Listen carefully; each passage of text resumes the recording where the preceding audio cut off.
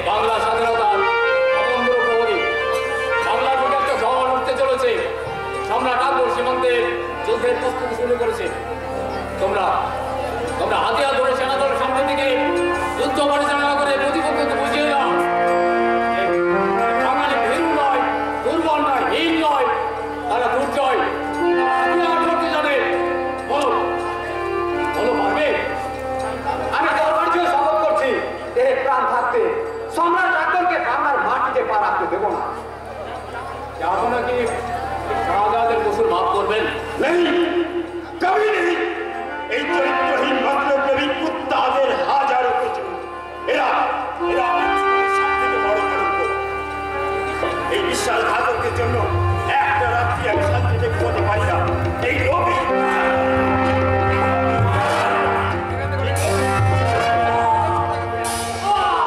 থাকতে দিল না।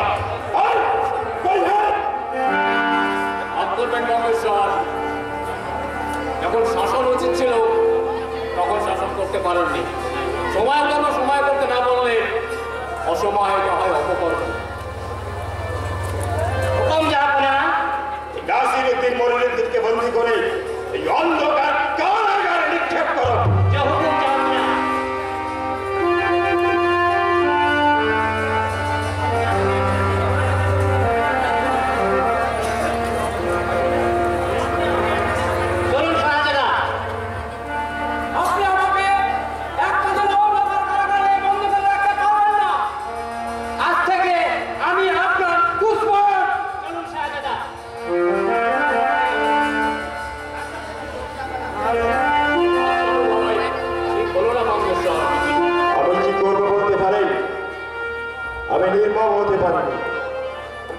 স্নেহ ভালোবাসা মমতা দিয়ে প্রত্যেককে আপন করতে চেয়েছিলাম, সেটাই কি আমার দুর্বলতা?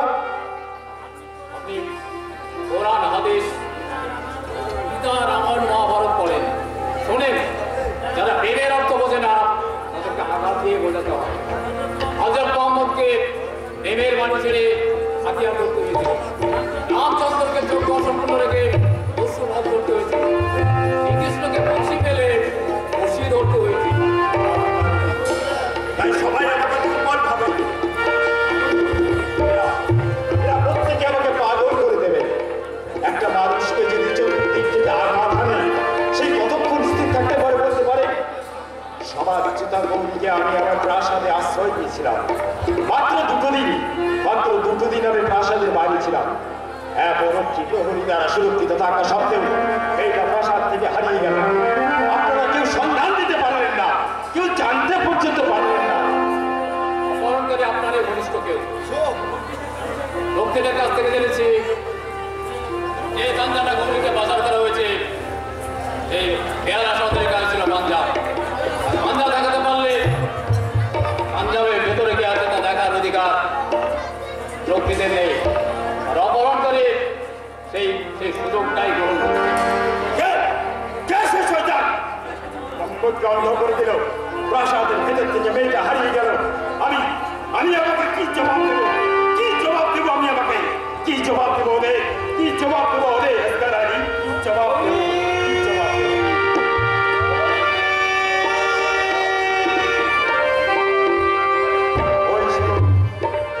সনাতন গৌরী গৌরী বলে চিৎকার করছে।